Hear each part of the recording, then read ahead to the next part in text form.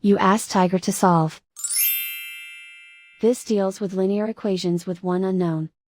The final result is x equals 36. Let's solve it step by step. Simplify the expression. Find the greatest common factor of the numerator and denominator. Factor out and cancel the greatest common factor. Swap sides.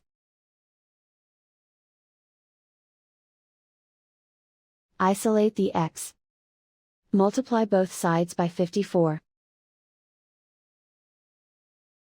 Group like terms. Multiply the coefficients. Simplify the fraction.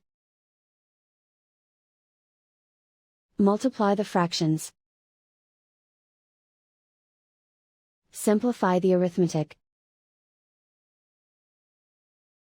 And so the final result is x equals 36.